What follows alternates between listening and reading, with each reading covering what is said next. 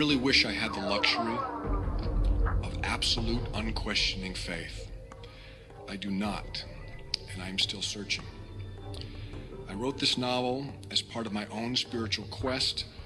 I never imagined a novel could become so controversial. I'm aware there are those out there, more aware now that I've read the press in New Hampshire, who disagree with me, who say awful things about me, who make little pictures.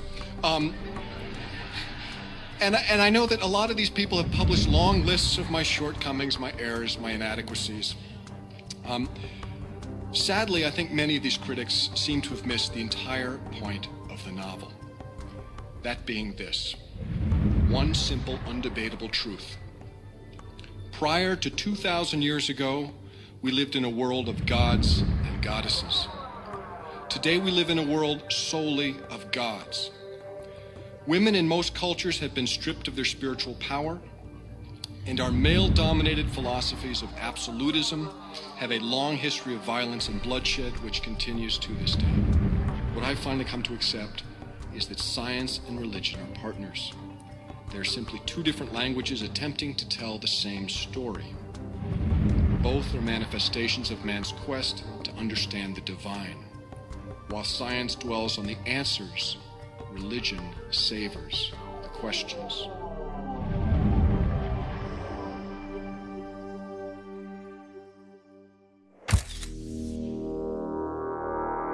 When I started researching Da Vinci Code, I really was skeptical, and I expected on some level to disprove all of this history that's unearthed in the books. And after 3 trips to Paris and a lot of interviews, I became a believer.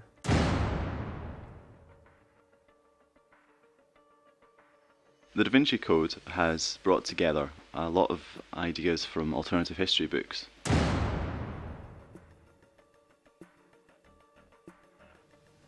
I think the first thing to remember about Dan Brown's The Da Vinci Code is that it's a novel. You know, it's a page-turner.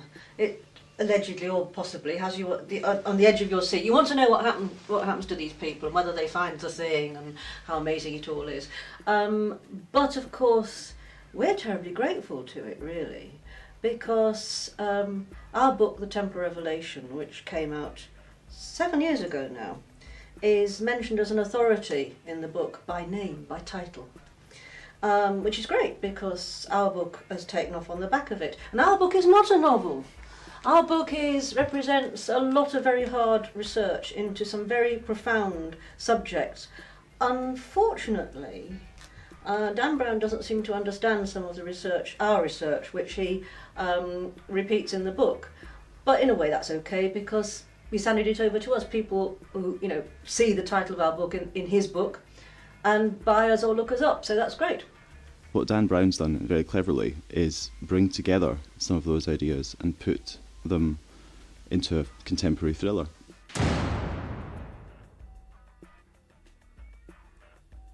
So the one thing we can be sure about is that the story that we're familiar with, if we're brought up as Christians, is wrong. So even if you debunk all the other alternatives, what's left is still not.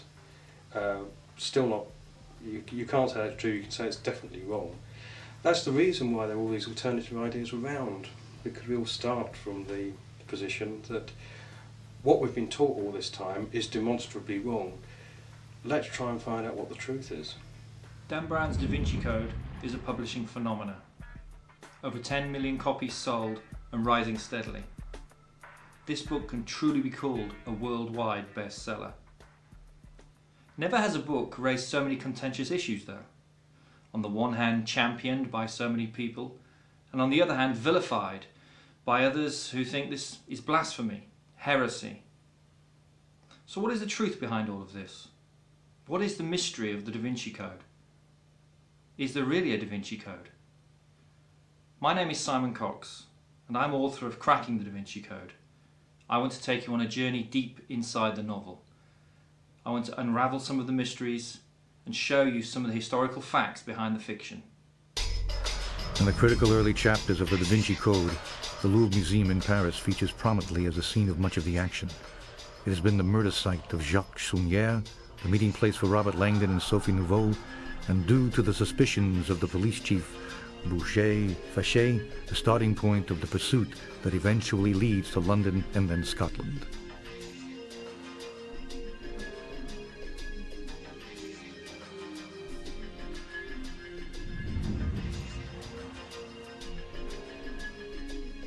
We certainly believe that there's real evidence beyond fiction for such, well, several cover-ups. One concerned with John the Baptist and his real status, and one concerned with ditto, with Mary Magdalene and her real status, which actually affects the way the Church has treated all women for 2,000 years.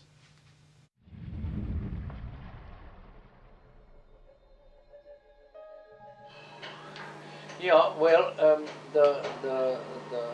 the nature usually of orthodoxy is that its capacity for change is limited, because it has painted itself into a corner.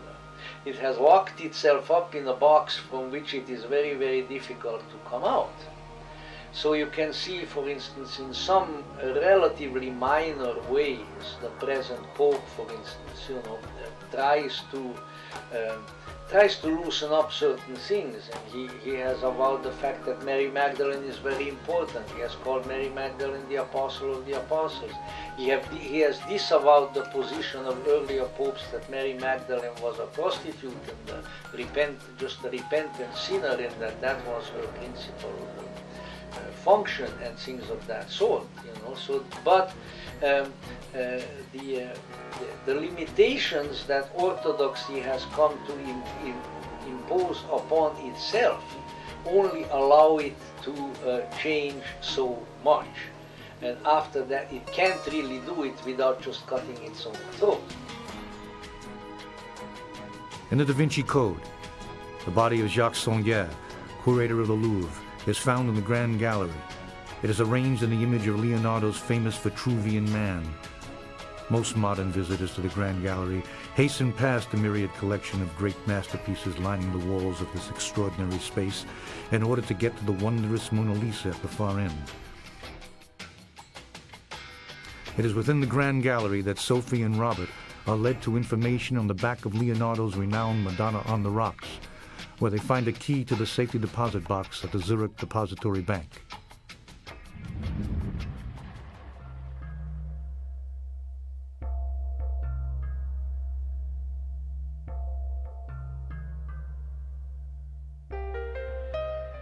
The Madonna of the Rocks is the name given to two versions of a religious painting by Leonardo da Vinci that portray the Virgin Mary sitting with the infants Jesus and John the Baptist.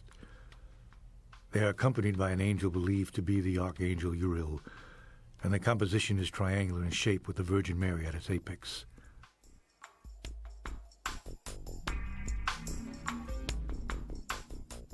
The earlier and more perplexing of the two versions was commissioned for the Church of San Francesco Grande in Milan. This painting features a rocky grotto with a seated Virgin Mary in its center. Beside her sit two infants, Jesus and John the Baptist, while Uriel kneels to her left slightly behind one of the babies. The child, believed to be Jesus, sits cross-legged and slightly away from Mary. His right hand is raised in a gesture of blessing aimed at the other child, and above this Mary's downcast hand hovers over his head.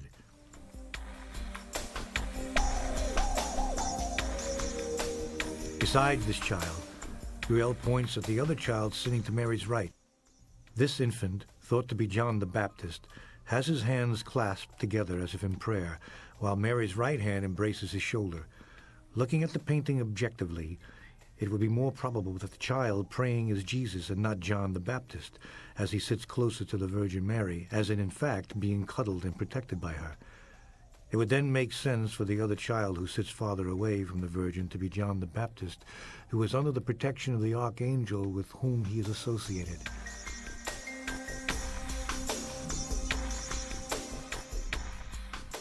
This is the theory advanced by Clive Prince and Lynn Picknett in their book, The Templar Revelation. It's very amusing to us that if you go into the grand art galleries and where they have Leonardo's on display, and people stand in front of them or sit in front of them, reverentially, as if, if there were candles there, they would light them to them. They see them as holy works. And perhaps they were in a way, but certainly not holy Christian works in the usual sense of the word. There's a lot of savage, anti-Christian work there, a lot of savage satire, including in the Madonna of the Rocks, which is a version in Paris and in London, some extremely vulgar but extremely savage satire on the alleged virginity of Mary the Mother. In the second version of the painting, which now hangs in the National Gallery in London, the figures are slightly larger and have been given halos.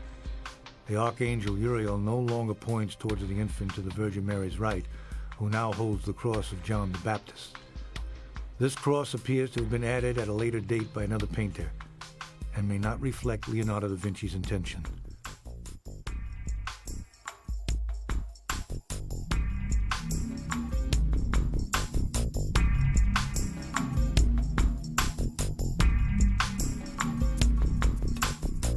This revision in the second painting may have been made to remove the ambiguity about the two infants.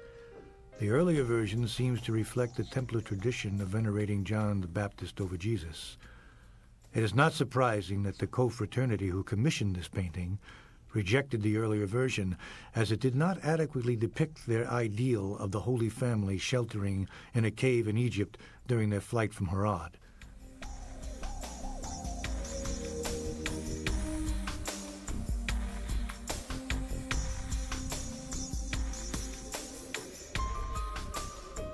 In Dan Brown's novel, Sophie Neveu is led to the first version of the Madonna on the Rocks hanging in the Louvre by an anagram left by her grandfather, and it is behind this painting that she finds the key to the safety deposit box.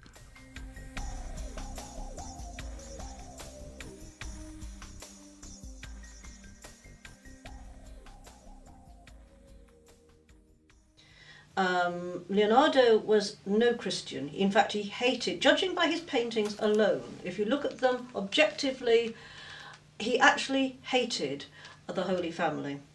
For example, whenever he painted himself in his paintings, and he was very keen to do this, he involved himself in his works, he painted himself with his back to the Holy Family. For example, in the Adoration of the Magi, there's a young man in the bottom right-hand corner, turned away like this, quite vehemently.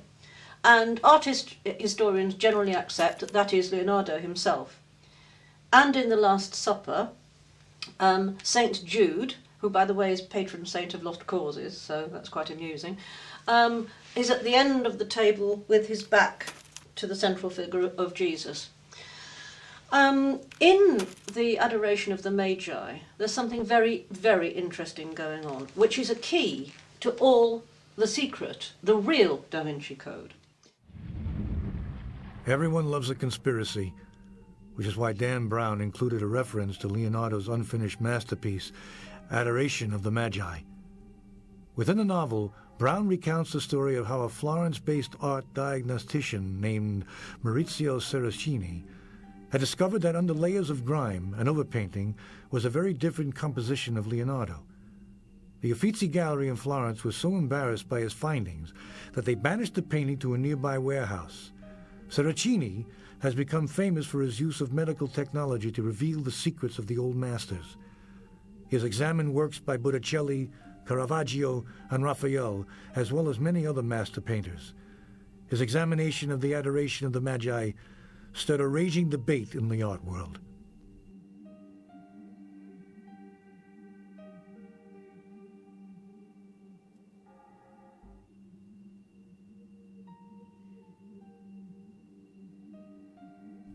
Serracini came to some remarkable and controversial conclusions. In his words, none of the paint that we see on the Adoration today was put there by Leonardo. Serracini believes that a much later hand clumsily applied the layers of brown and orange paint that now adorn the canvas.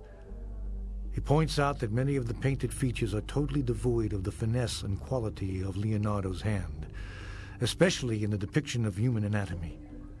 supporting this theory in the discovery of a wholly different scene beneath the existing work.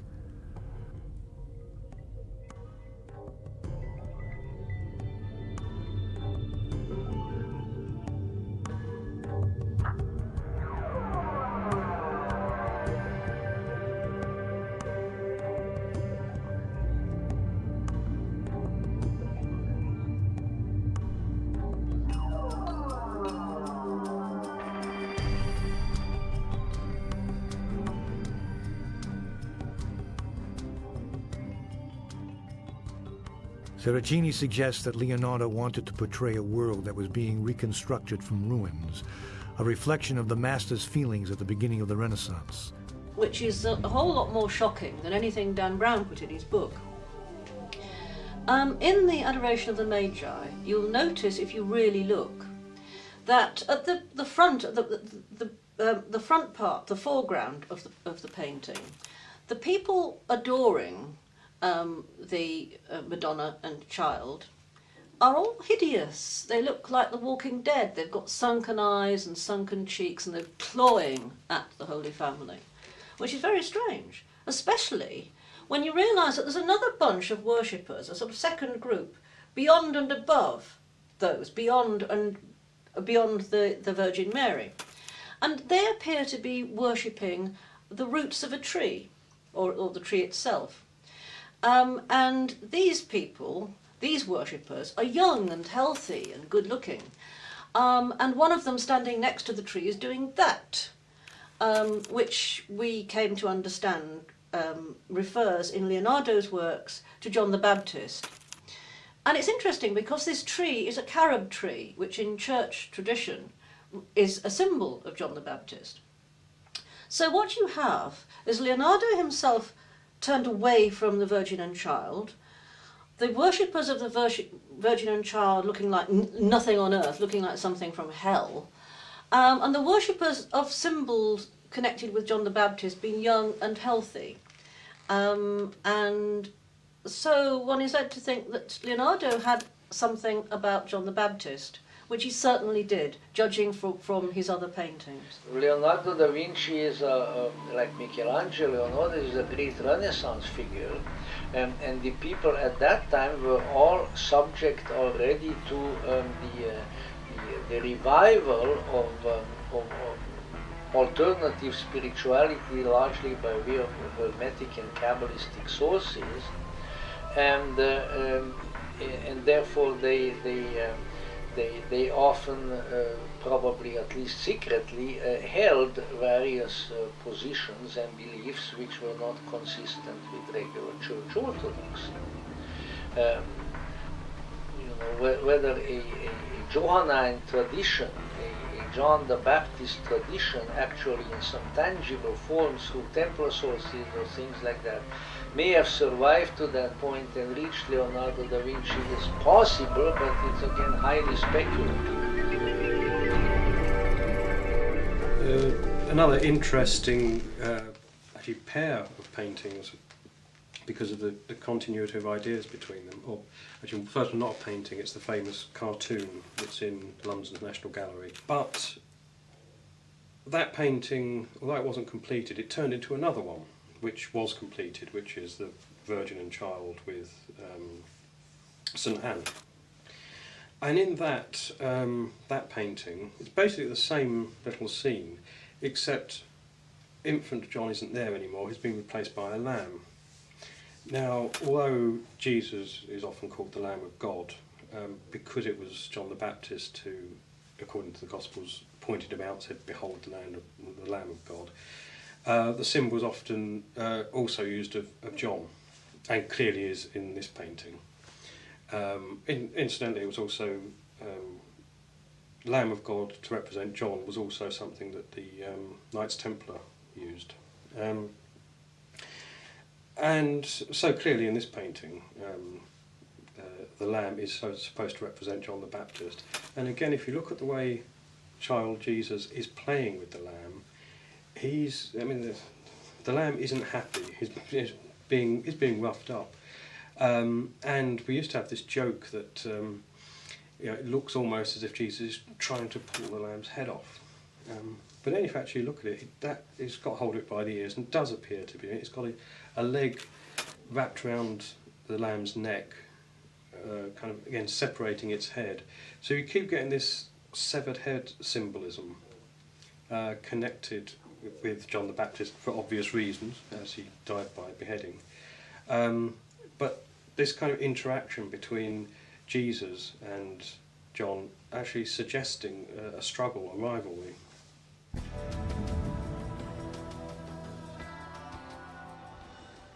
The Last Supper is widely considered to be Leonardo's greatest masterpiece. Having recently undergone extensive restoration, this fresco, his refectory of the Santa Maria della Grazia in Milan, poses many intriguing questions.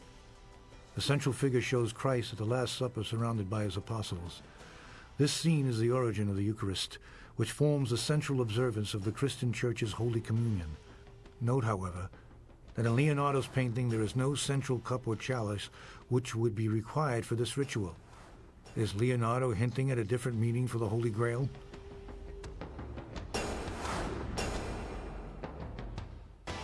According to Picknett and Prince in their book Templar Revelation, the figure to the right of Christ, our left as we view the painting, is a woman. In his book, Dan Brown has Lee Teaving explained that this figure is none other than Mary Magdalene. Within the Last Supper, Leonardo has depicted the moment when the apostles hear from Jesus that one of them will betray him. The painter captured in the followers' faces the different reactions to this terrible news.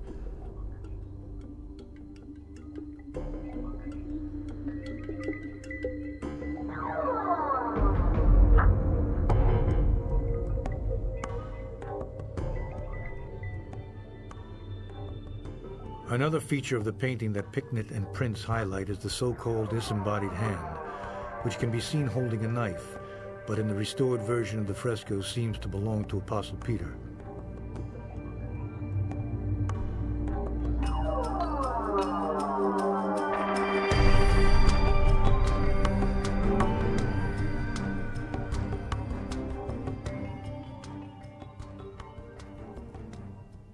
A possible female figure is seen in close connection to Peter, who seems to extend a menacing hand across her throat. This possibly echoes Peter's antagonism towards Magdalene, as described in some of the Gnostic Gospels.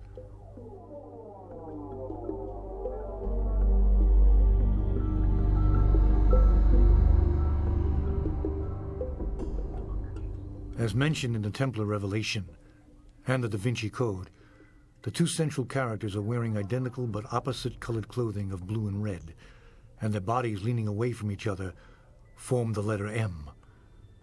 On the other side of Christ is the figure of Thomas, who is making what has come to be known as the John gesture with his upraised finger. Normally associated with John the Baptist, it is unknown why Leonardo assigned it to Thomas.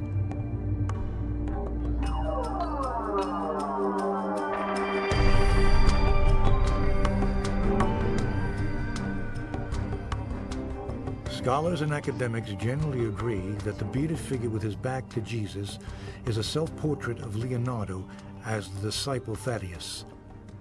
It seems that within this very traditional and familiar scene, Leonardo has managed to embed symbolism, mystery, and intrigue in equal measures.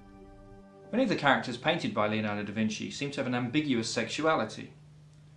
If we were to look at the character to the right of Christ in the Last Supper, to the left as we look, the so-called figure of Mary Magdalene may well be seen, as Prince and Picknett contest. However, this character could just as easily be a male. If we were to look at the character of St. John the Baptist in Leonardo's last painting, or the Mona Lisa, Leonardo's most famous painting, we would see here that there is also ambiguous sexuality. If one were to take the hair away from these characters, for instance, sexual stereotypes play no part. These characters are distinctly hermaphroditic, and it's a possibility that Leonardo is trying to put across this very theme within his paintings, the idea of the conjoining of the male and female. This very Gnostic thought is something that many scholars believe Leonardo was actually trying to get across. It's quite interesting that one of the most famous paintings in the world is Leonardo's Last Supper, which is a wall painting. I mean, there's copies of it everywhere, you know, from sort of bath mats and things like this.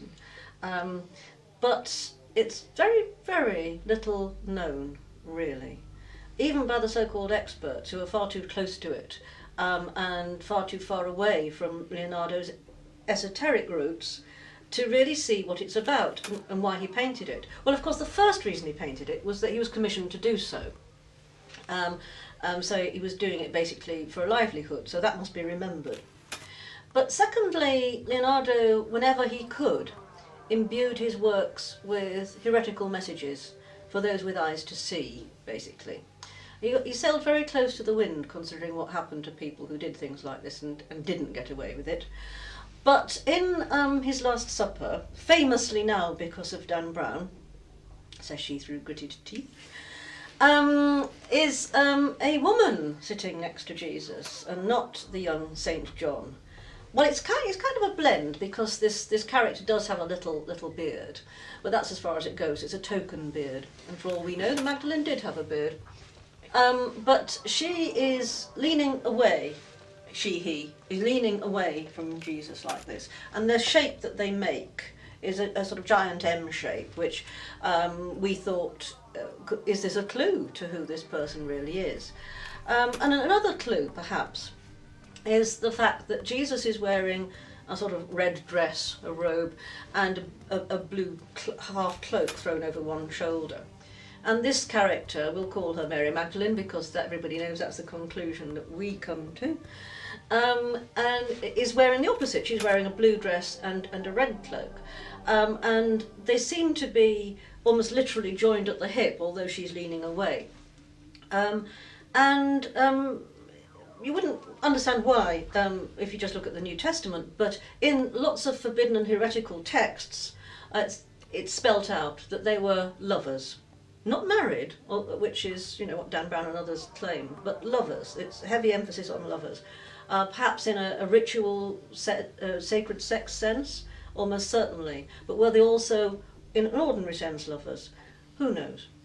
But in the Last Supper, there's lots of other things which just sort of show that people don't really look at it, don't really see. For example, there's a hand with a dagger in it.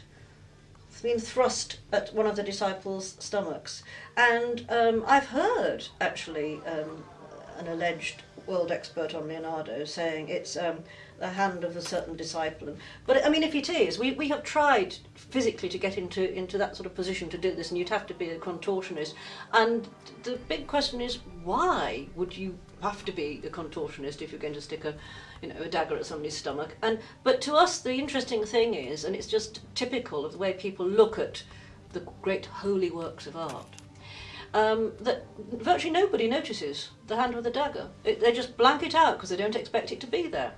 Other things in the Last Supper. Leonardo painted himself as St. Jude, the second disciple along from Jesus' left. And he has his back to Jesus. Another thing that's interesting is that there is a disciple standing next to Jesus doing the John gesture, the John the Baptist gesture, virtually in Jesus' face. Could this be a kind of remember John the Baptist? Who knows? But certainly in Leonardo's works, that always refers to John the Baptist, even if he's not physically present, and of course he isn't at the Last Supper. It's interesting too that the character who very, very likely is Mary Magdalene has a hand cutting across her throat, and the hand is St. Peter's. And it's interesting that, according to the forbidden books, the Lost Gospels, some of which may have been circulating in Leonardo's time in the underground movements and the secret societies and so on, they make much of the fact that St. Peter and Mary Magdalene were literally at each other's throats, basically Peter hated her. He hated her power over Jesus. He hated the fact that she was Jesus' favourite and not him, which is interesting, and he threatened her. And in one of these books, Mary Magdalene says to Jesus that I am afraid of Peter because he threatens me and hates all my sex. And so here in the painting you have a clear, in this giant M shape which she forms part, and Peter is slightly also forming part of it. He is threatening her actually visibly, visually in this painting. The last thing that I would like to point out about it is that although this is this depicts the holy scene where Jesus instigates the sacrament, the wine representing his blood and the bread representing his body, and yet there is no great chalice in front of him. There's very little wine, in fact, on the whole table. Could Leonardo, who we know from our research, absolutely hated the Holy Family, Jesus and the Holy Family, could he be saying this man never shed his blood for you? Also, although there's a lot of bread on the table, very, very little of it is broken. Could he be saying that he never broke his body on the cross for you? That is a very radical position. And I think really the only people who I know hold that kind of position are the Mandeans, who never were Christians, even though they may have adopted the euphemism of the Christians of St. John in order to please the Crusaders and other Christians. They were never Christians. But I think within the more Christianized varieties of the esoteric tradition, it's not so likely that they're going to come up and say that Jesus has usurped the messianic role of John. But probably what they would say would be there have been several messengers of light throughout history. There have been several messiahs, not just the only begotten Son. And one of them was John. And then Jesus was there in a different way. And that not so much perhaps Jesus himself, but his followers then eclipsed the importance of John and said he was a forerunner who wasn't worthy to loosen the shoes of the one who came thereafter and so forth, and made a minor figure out of him. And that is where perhaps the injustice and the wrongful position came in. But such people would then probably also say that there will be others. Maybe soon, maybe not soon, we don't know when, but that the coming of messianic messengers from above is an ongoing process in history. And that, of course, to the Orthodox mind, takes the glory away from Jesus, because he's supposed to be the only one. It's actually an application of the monotheistic principle: one God, one law, one way.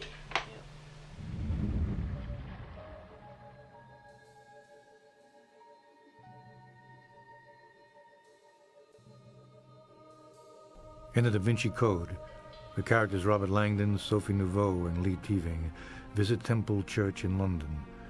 Located between Fleet Street and the River Thames, Temple Church is a 12th century structure which is still used today as a place of worship.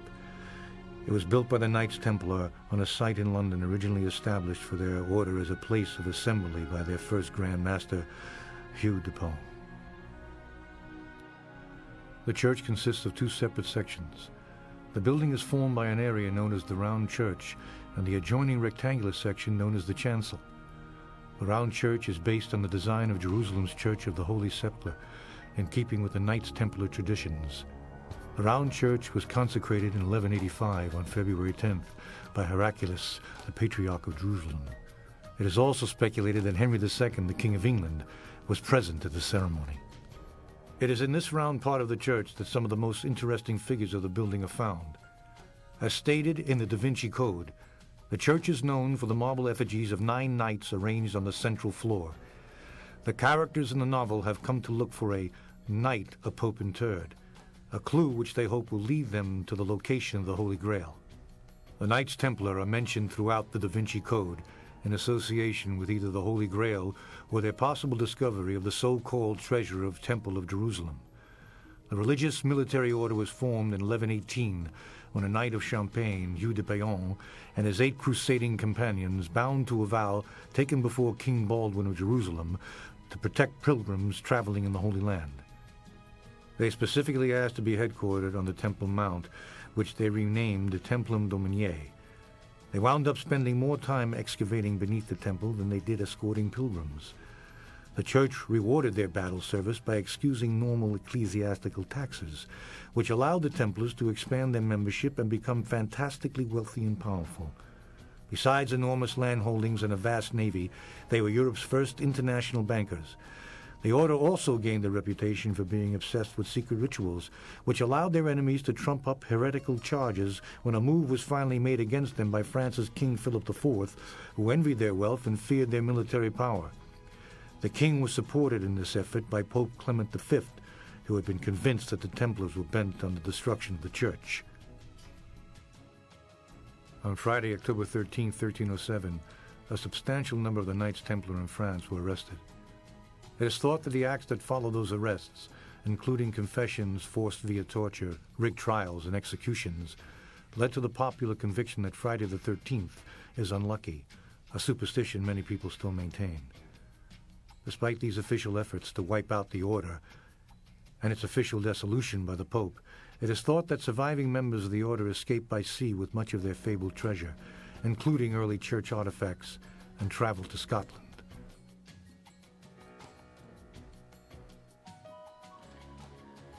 Moving now into the Chancellor's Temple Church, this is part of the building which replaced the earlier choir and was constructed when King Henry III expressed the wish to be buried there.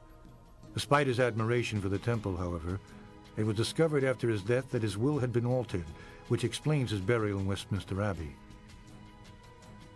Temple Church had seen many historic episodes unfold within its walls, from the negotiations that led to the Magna Carta, the abolition of the Knights Templar, and a refurbishment of Christopher Wren to a German bombing raid in 1941, which set the roof on fire, necessitating extensive restoration, which was completed in 1954.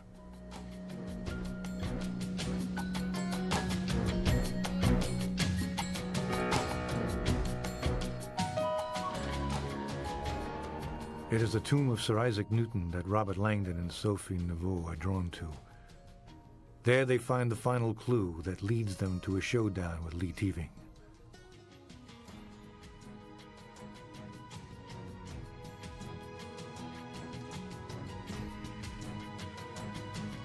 In Dan Brown's The Da Vinci Code, Robert Langdon and Sophie Neveu come to Rosslyn Chapel looking for the Holy Grail and to try and discover the secrets behind it. Rosslyn has actually been associated with the Holy Grail for a long time, not necessarily as a bloodline of Christ, but as a place where the physical cup of Christ, is thought to have been brought and hidden. There are many connections between Rosslyn and the Grail.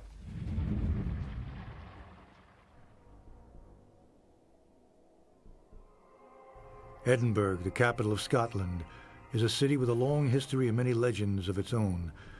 It is a few miles south of here that Robert Langdon and Sophie Neveu traveled to Rosslyn towards the end of their quest to solve the riddles designed by her murdered grandfather.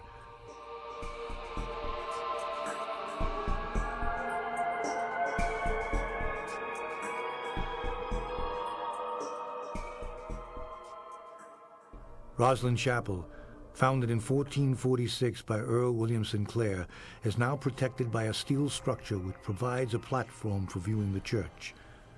It remains unfinished, however. Upon the death of its founder in 1484, his son Oliver added the roof but did not fully complete his father's vision. If you wander into Rosslyn Glen, you can look up at the ruins of the castle.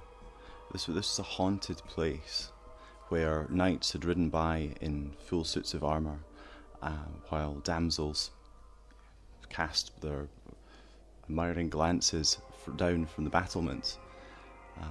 And it still is a magical place.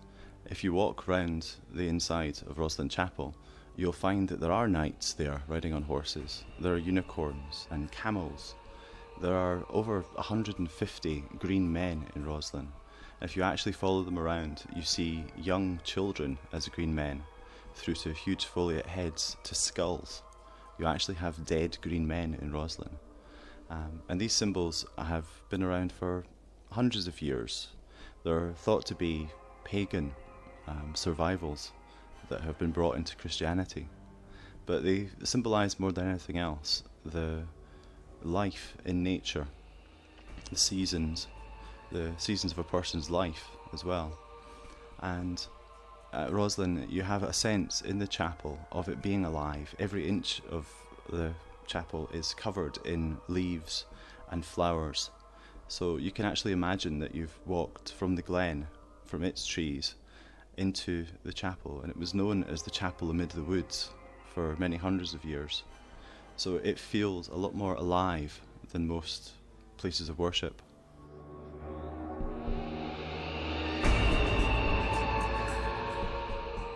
Inside the chapel, the stonework is remarkable for its variety of animals, plants, angels, and demons, all carved with enormous care and skill. Every surface is richly decorated, including the barrel-vaulted ceiling 40 feet above visitors' heads. The panels are carved with roses, lilies, and 5-pointed stars.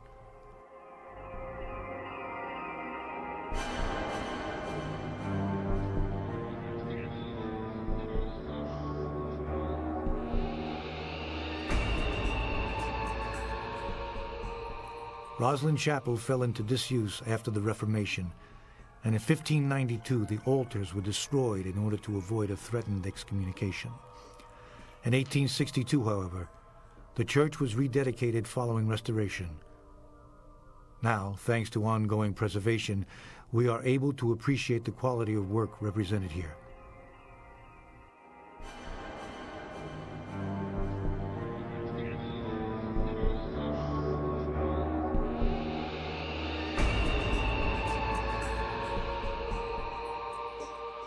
Prince Henry Sinclair, grandfather of the founder William, is said to have visited North America on a voyage in 1398, about 100 years before Columbus' presumed discovery.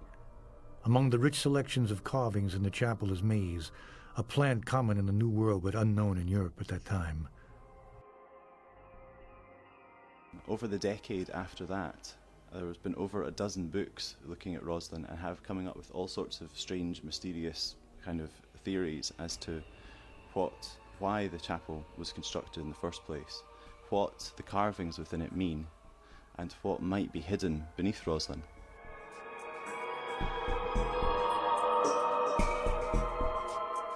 A macabre story is linked to a particular highly decorated pillar, known as the Apprentice Pillar. According to legend, while the master mason was traveling to Rome for instruction on how to complete the work, a young apprentice created this amazing piece of carved stone.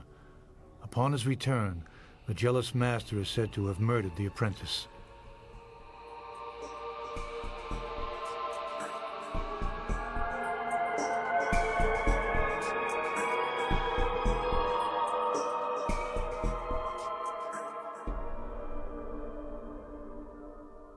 From its foundation, Roslin and its evocative beauty have compelled visitors to speculate on the meaning of what they see around them and to contemplate on both our heavenly and earthly faiths. This was the end of the medieval age, just at the beginning of the Renaissance. And what we actually have at Roslin is the peak of the medieval age. We have all of the symbolism, all of the characters. It's almost like a condensed version of the Middle Ages. Enthusiasts and scholars have long sought to decipher some meaning from the hundreds of carved cubes lining the ceiling arches. There is even a prize for the first person to unravel the mystery. There certainly are hundreds upon hundreds of cubes in the arches at the far end. Each one of these cubes on each of its surfaces has a different design carved into it. And there are a lot of different theories as to what these actually might be. Some people think that if you could actually decode these symbols on these cubes, you'd almost have a map and you could actually find a place, and that's where the treasure is. Some people think that it's music.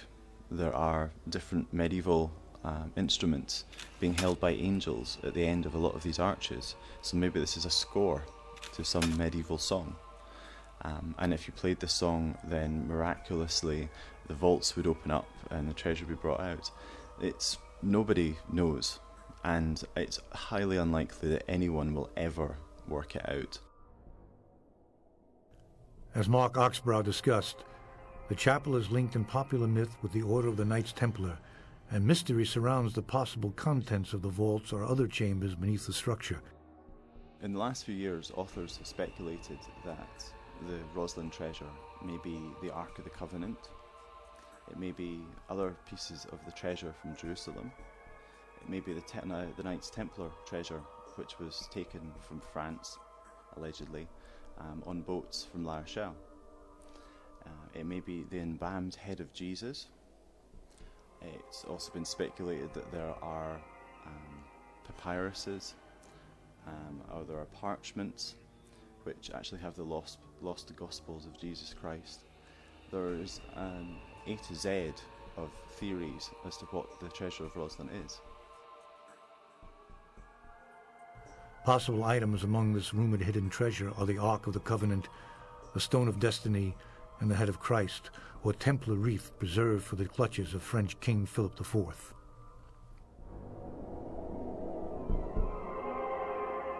Dan Brown tells us that Roslin Chapel was built by the Knights Templar. He tells us that there is a six-pointed star, the Star of David or Solomon's seal, trodden into the floor, worn down over ages. Neither of these are facts. There is no star worn down into the floor. I don't think there's any six-pointed stars in any part of Roslin. There are an awful lot of five-pointed stars. The pentacle is an ongoing symbol throughout the whole chapel.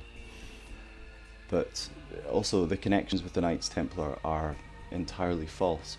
There was obviously a presence of Knights Templar around the Roslin area.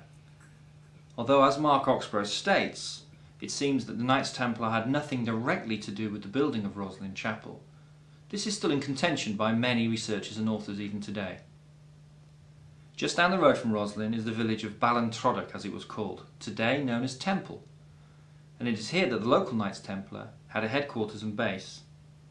Indeed, legend states that the Knights Templar may well have actually taken part in the Battle of Bannockburn, arriving on the side of the Scots and possibly turning the tide of war.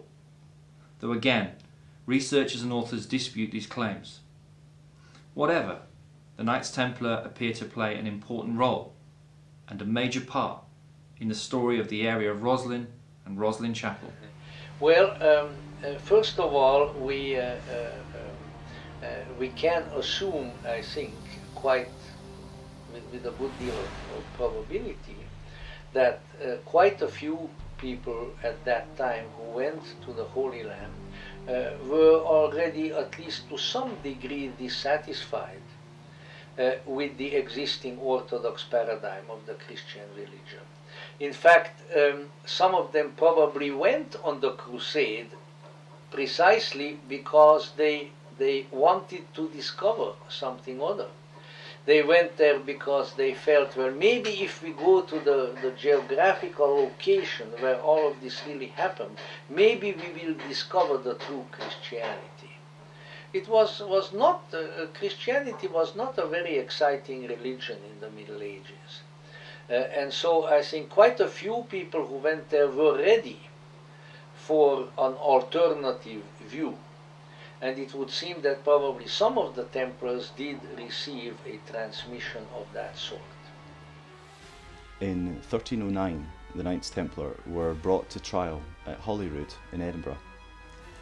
And among dozens of locals from the Lothians and across southern Scotland, they testified that the Templars were bad Christians, that they didn't give money to the poor, that they would do anything to get extra land for the order, and that if the Templars had been good Christians, then they would have never lost the Holy Land. When the accusations then subsequently in the 1300s were made against the Templars that they had secretly practiced certain heresies, among some of these accusations we definitely find elements that could very well have been derived from Mandean or related sources. So I think it's very, very likely that the Templars absorbed certain teachings and perhaps certain ceremonial practices from the Mandeans, which they brought back to Europe, and which they kept within an inner circle, obviously, because it was dangerous to do otherwise, and eventually they were found out, and when there were additional reasons why the King of France and the Pope wanted to do away with the Templars, then these were used as an excuse. See, they are heretics as well.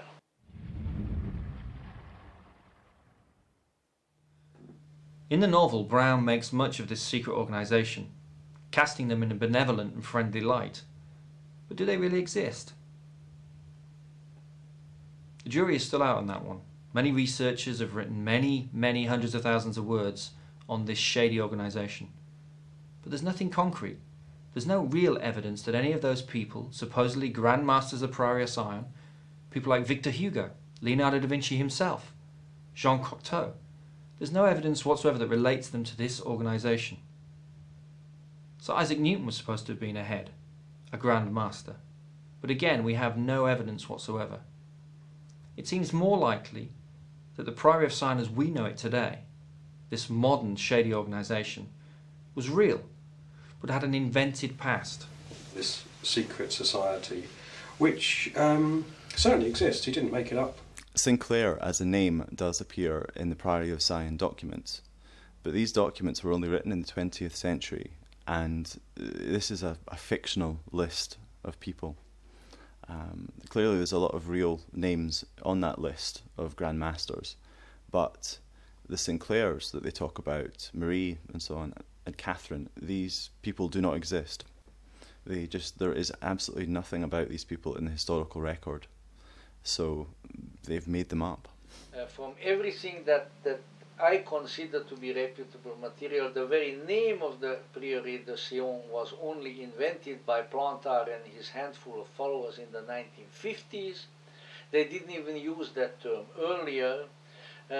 And I think it's a recent invention which tries to legitimize itself by making claims of being joined to other things in the past and being really a link in a chain of transmission, which it obviously is not. The Priory of Sion mystery is inextricably linked up with another mystery, another great French mystery, which is that of the village of Rennes-le-Château. And most people get to know about the Priory of Sion because of this mystery, the mystery of this village in the south of France. Where did the priest get his money from?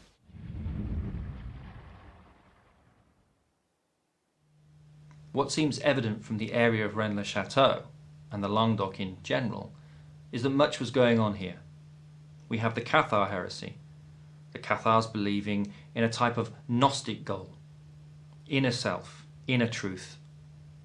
We also have the Knights Templar ending up in this region building many castles and fortifications.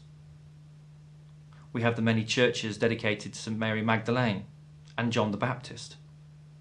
And it seems that this area may hold a memory, an echo of something far earlier, something much more important. And it's to this area that we must look, I think, for much more of an answer behind some of these conundrums.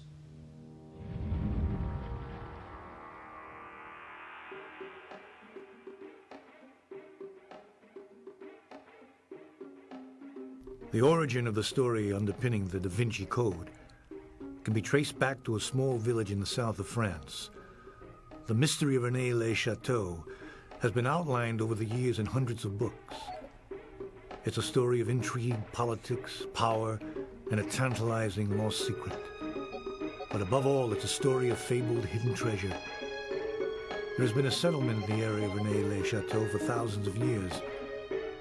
The Visigoths established a prosperous kingdom in the 5th century, extending into modern Spain until the Franks, led by Clovis, defeated them. Importantly, according to the secret history maintained by the Priory of Sion, The descendants of Jesus and Mary Magdalene, living in southern France, had intermarried around this time with Franks descended from Jews who migrated to the area from Germany and before that Greece. This union was the basis of the Moravian royal lineage. Its emblems were the fish, a symbol of Jesus, the Lion of Judah, and the fleur-de-lis, later a symbol of French royalty. The last Moravian king was deposed in 750, but powerful descendants participated in the First Crusade in order to recover family histories from the Holy Land. They also created the Priory of Sion and its front organization, the Knights Templar.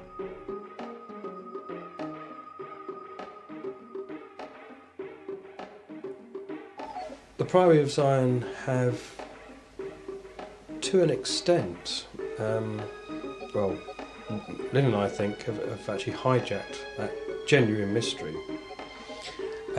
because they claim, the dossier secret claimed that the Priory of Zion know all the answers to the Wren mystery, that they were behind it, that it was them that gave Saunier his money.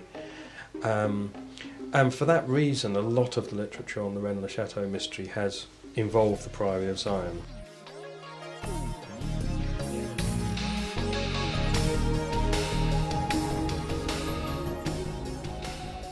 Centuries later, in 1781, parish priest Antoine Bigot was appointed the guardian of the church at Rennes-le-Château. He was also entrusted with a great secret by Marie Blanchefort, surviving member of a local noble family which went back many generations.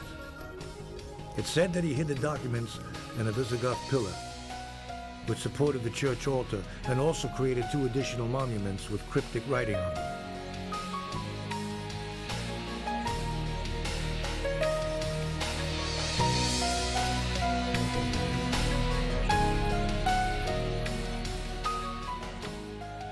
In the late 1800s, the church at Rennes-le-Château attained its greatest notoriety when parish priest François Bérenger Sanguier discovered hidden documents within.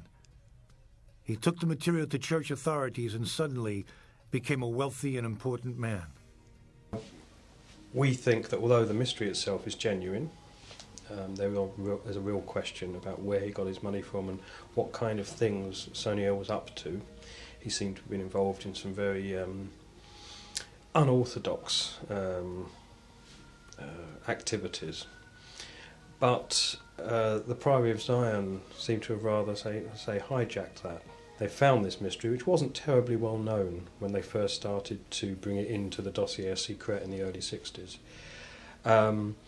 And by linking themselves so closely with it, it's almost all the literature that's come after, all the researchers are always trying to work out, you can't write about the Rennes-le-Château mystery without also writing about the Priory of Zion. And they may actually be nothing whatever to do with each other. There's hijacking of one mystery by another. The information that was fed to the authors, the 3 authors, I think, was largely sort of the matrix of French esotericism, but doctored and slanted by Pierre Plantard in the direction of the Prieuré de Sion hypothesis. So I think that is really where a lot of the material really goes awry. It is believed that his discovery was possibly buried treasure from Jerusalem, or the wealth of long-dead Moravian king Dagobert. It may also have been material linking the descendants of Jesus and Mary Magdalene to the area's Moravian royalty and their living heirs, the very stuff that caused the 20-year crusade against the Cathars and may have played a role in the subsequent repression of the Knights Templar. Father Saunier used his new wealth to restore the church at Rennes-le-Château. And unbeknownst to him, his name was happily used by author Dan Brown for his character Jacques Saunier, the Grand Master of the Priory of Sion, whose early murder sets the Da Vinci Code in glorious motion.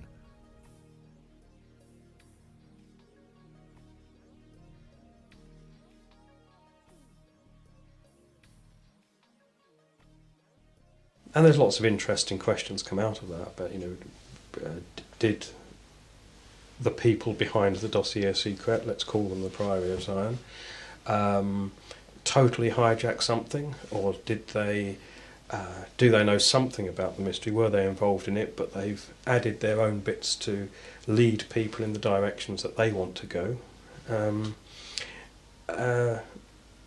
I think the only thing we can be really sure about is that their version of what really happened back, at the turn of the 20th century with Saunier and his money, their version doesn't stand up. There are anomalies and errors in it that you can actually prove it.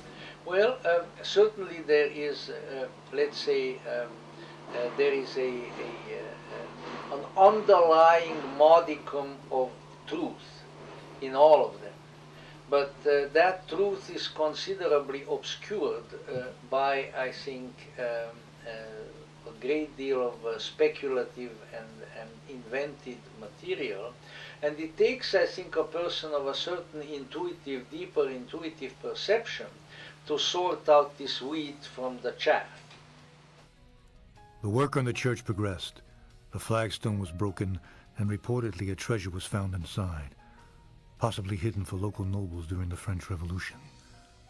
There was also a manuscript which was decoded and makes reference to Saint Sulpice and the artist Teniers, which was an anagram of the epitaph on the Marquis de Blanchefort's tombstone. During further renovation, the altar was removed and hidden documents discovered. They needed to be translated by specialists, and after consulting the Bishop of Carcassonne, Saunier visited Paris and the Church of Saint-Sulpice.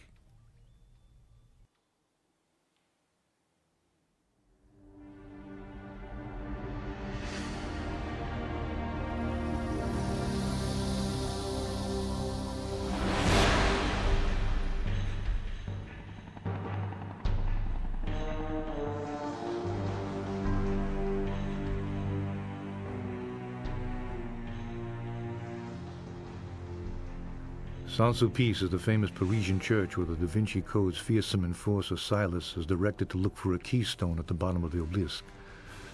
The Church of Saint-Sulpice was originally built in the Moravian era within the boundaries of the Abbey of Saint-Mond-du-Pré as a parish church for the peasants living within its jurisdiction on the left bank of Paris. The church is dedicated to Saint-Sulpice, the 6th century Archbishop of Bourg, whose feast day is January the 17th. Priory of Sion documents known as the Dossier Secrets claimed that the church was actually built on the remains of an earlier pagan temple of Isis, and that a statue of Isis was said to have been worshipped as the Virgin Mary of Saint-Germain until it was destroyed in 1514. The parish of Saint-Germain grew in importance due to the abbey's own church of Saint-Mond-du-Pré, which housed the piece of the True Cross and the tunic of Saint Vincent.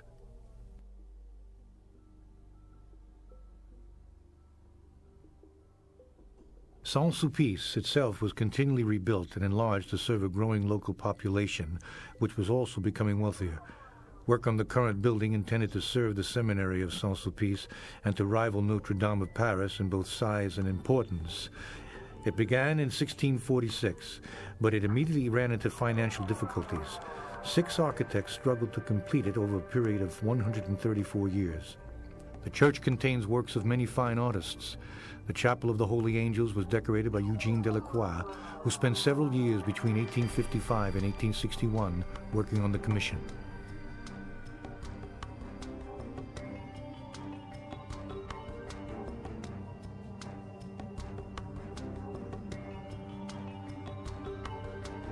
It was the Church of Saint-Sulpice in Paris that Berenger Saunier turned to try and get the legendary parchments that he supposedly found in his church deciphered. There is an interesting fact about Saint-Sulpice. Within the church is a gnomon. This gnomon, or obelisk-like instrument, stands against one of the walls in the church, and on certain days of the year the sun shines through an opposite window, illuminating certain parts of the gnomon. Beneath the gnomon and stretching out in a long brass line along the church floor is something known as the rose line.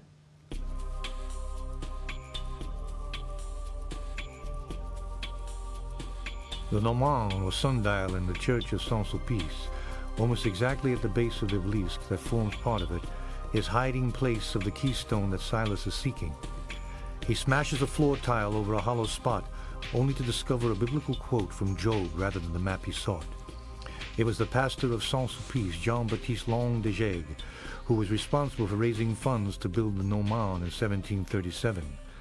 The pastor wanted to establish the exact times of the equinoxes so that he could calculate the date on which Easter would fall each year.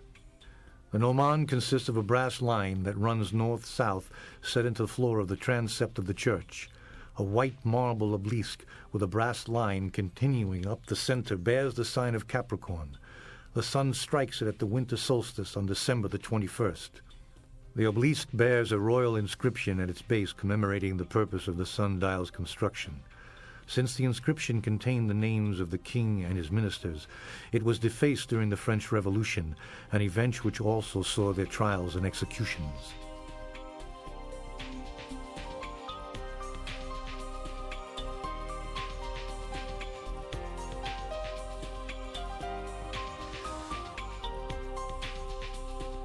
In the chapel of St. John the Baptist, the sculptor Louis-Simon Vassal has portrayed the saint with his forefinger raised in what is known as the John gesture.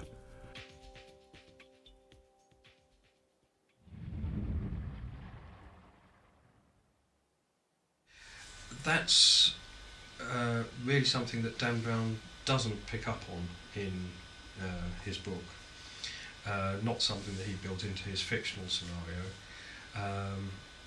He goes down the line of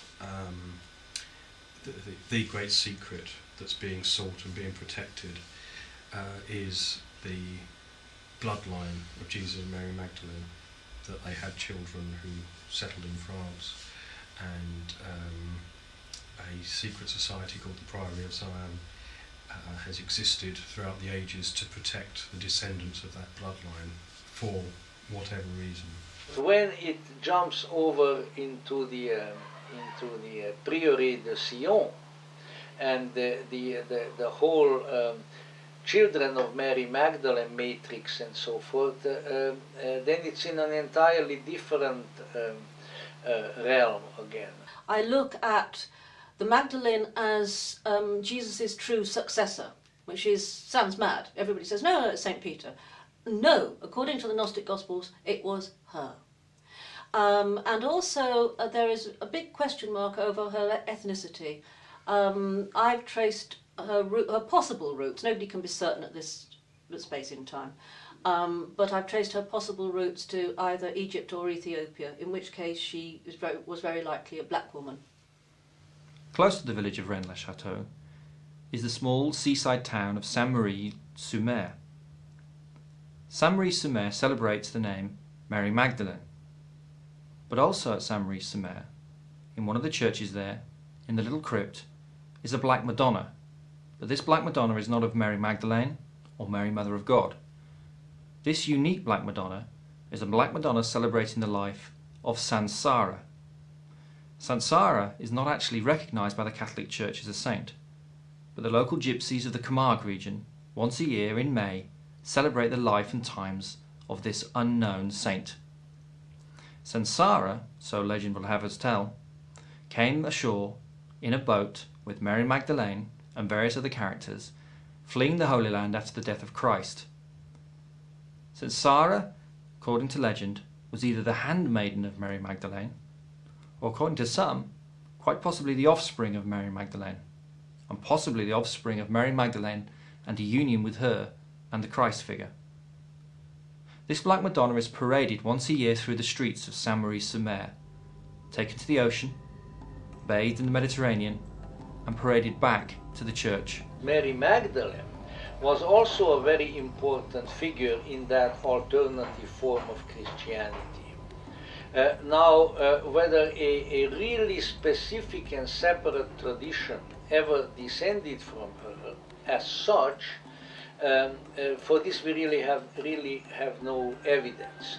But certainly I think along with Thomas and probably Philip and Matthias, she stands as one of the principal figures of the alternative or Gnostic form of Christianity in earlier apostolic times. and my research has indicated that, in fact, she was very much Jesus' other half. But you wouldn't know this, of course, from the New Testament. But of course, Matthew, Mark, Luke and John aren't the only Gospels in existence. Although ask virtually any Christian now and they will say, well, of course they are. You know, they are the only Gospels, they are the Gospels. But there are, we know, at least 6 other Gospels, the Gnostic Gospels, the forbidden books, if you like. When the Church was put into its present form, when the New Testament was put into its present form in the 4th century AD, a lot of books that were around that just as much claimed to be considered authentic as Matthew, Mark, Luke and John were basically voted out of what became the New Testament, and Matthew, Mark, Luke and John were put in. These other books were instantly overnight forbidden, and anybody who had one or knew of one was on notice that basically you got rid of them or you yourself would end up on the flaming pyre. Public, shall we say, for a very long time has been misled, primarily by the Christian Church, into believing that from the very beginning, from the time of Jesus and Peter and so forth, there was one unified Christian community or church. And increasingly over the last couple of 100 years, or maybe even more, it has become evident that was not the case. That there were sort of independent and semi-independent Christian communities of various orientations spread all over as Christianity grew in the Middle East, and they all had a reverence for Jesus and his message in common, but that there was no uniformity among them. They were for the most part in friendly relations with each other, but they were not a unified organization. That's not the way that sort of thing worked at that time. And then, beginning in the 3rd century, there came more and more people who wanted to impose their particular orthodox vision on the rest. So it was a gradual takeover by a particular party, beginning at the in the third, mostly beginning in the 3rd century and then continuing thereafter. The more important secret is to do with these heretical ideas concerning John the Baptist. And it's actually something that may have actually confused readers of the Da Vinci Code, that one of our decodings of Leonardo's paintings, which is the Virgin of the Rocks, the version that's in the Louvre in Paris, where we've decoded it into a very definite Johannite interpretation. Johannite being this heresy which is centred on John the Baptist, and him actually being superior, regarded as superior even to Jesus. In some ways he's regarded as the true Christ. Other than the Mandeans, it's really hard to tell how much, what component of the alternative tradition is John the Baptist tradition, but there is certainly probably some of it in there.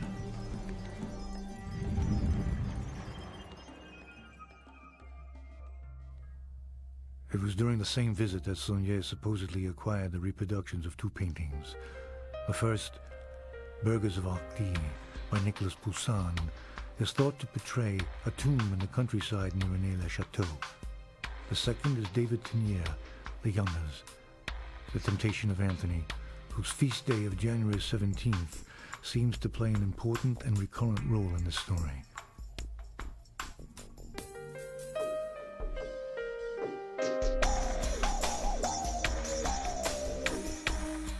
Whatever secret artifacts and knowledge the Templars brought back from Jerusalem were hidden in the area of Rennes-le-Château and fortified the beliefs of the local Christian sect, the Cathars, who were eventually destroyed by papal and French-backed crusade against their supposed heresy. Of note, this is the only crusade the Knights Templar refused to support. When you look at alternative history books on things like the Knights Templar, the Holy Grail, or Rennes-le-Château, you find that secondary sourcing is really the name of the game. A lot of these researchers simply quote one another, they quote from one another's books, from one another's research, and the whole thing goes round in circles.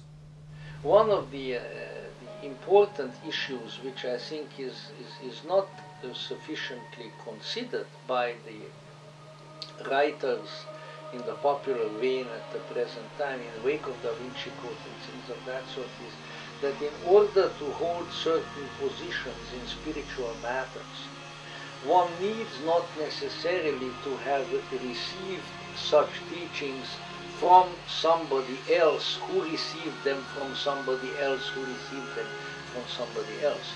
In other words, a horizontal historical transmission is not the only way to reach certain spiritual positions. There is a vertical position in addition to that. They may have received it as the result of their own inspiration. So it's almost like there are two dimensions. There is a horizontal dimension of history with its transmissions and traditions and various convolutions, and then there is a vertical dimension which intersects that at any time, where people have their own inspiration. And therefore, not if there are similarities between positions, that does not indicate necessarily a historical connection. It may mean a similar inspiration as well. But since our culture is so secular and so materialistic, even about spiritual things, it doesn't really consider the vertical dimension. It's always looking for a horizontal dimension. And it's a mistake. They are both there. They are like a cross when they come together. So let's see, Leonardo had some, if Leonardo indeed had some Johannine predilections and things of that sort, he could have come by these in a number of ways. Some of which could have been purely inspirational, some of it could have come from Hermetic and Kabbalistic literature and things of that sort, and any number of sources.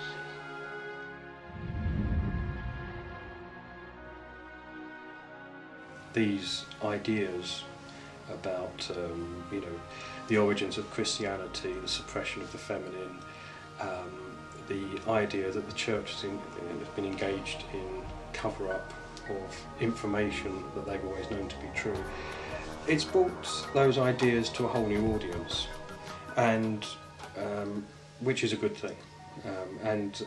But naturally, it's attracted a lot of criticism, a lot of hostility from from orthodoxy, from those who defend the conventional teachings of Christianity. Are these two approaches or ideas, alternative Christianity, possibly going back to John the Baptizer, at least to some degree, and the rediscovery of the feminine, are they possibly related to each other? And if you ask me that question, I would say most definitely so. Because there is plenty of evidence, implicit and explicit, indicating that the alternative Christianity contained a very powerful emphasis on the feminine. But of course not exclusively the feminine. If we are looking for the New Age, the goddess, which is basically just a rebaptized Jehovah, is a Ms. Jehovah, then we are not going to find that there.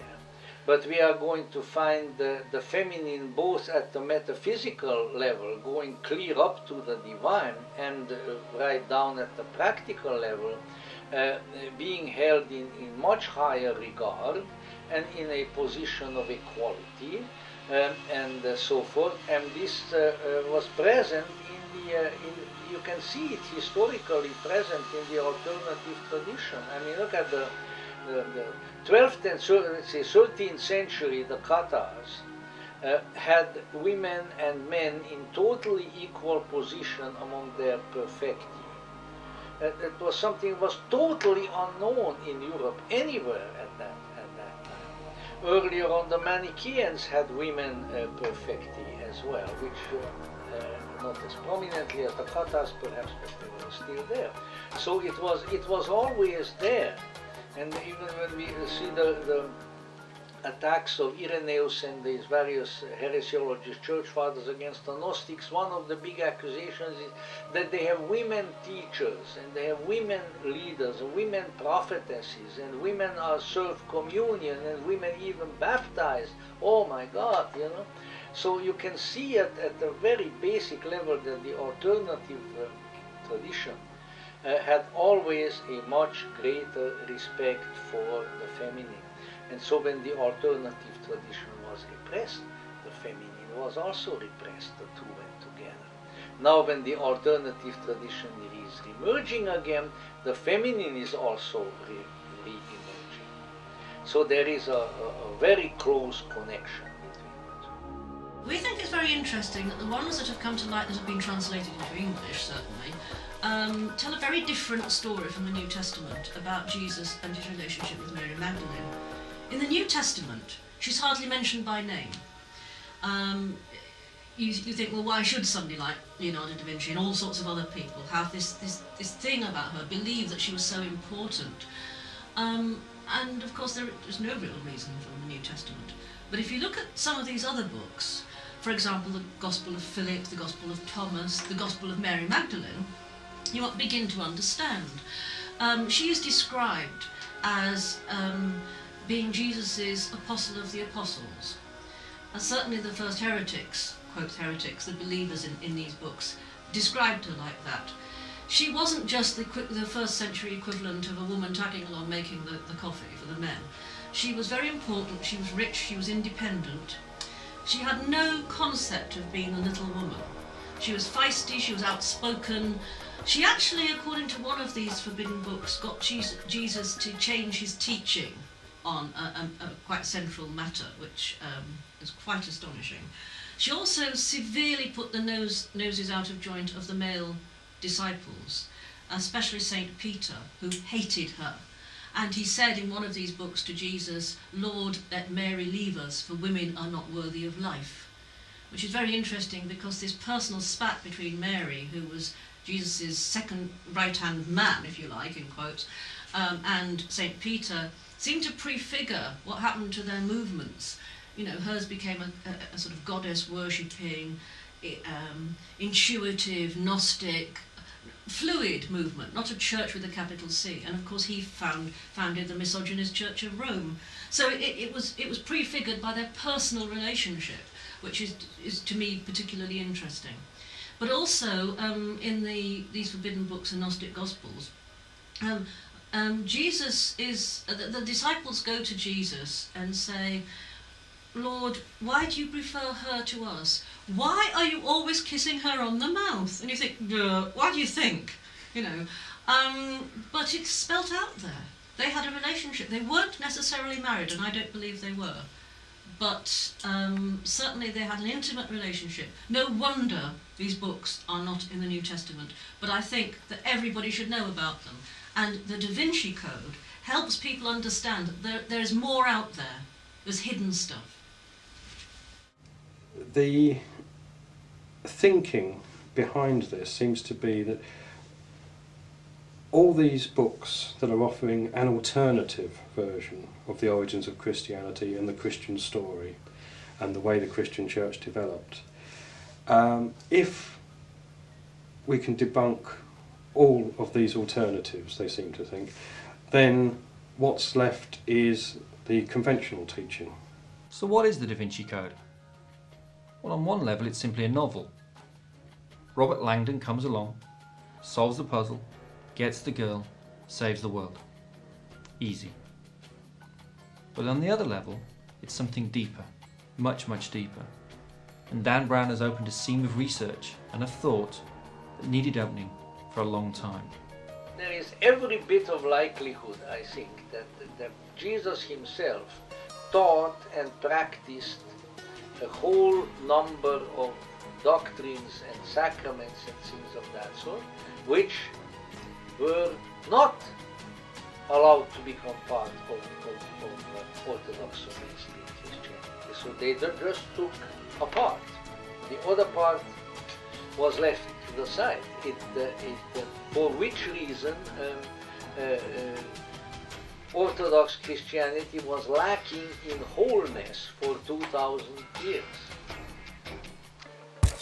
I simply wrote a story that explores how and why this shift might have occurred, what it says about our past, and more importantly, what it says about our future.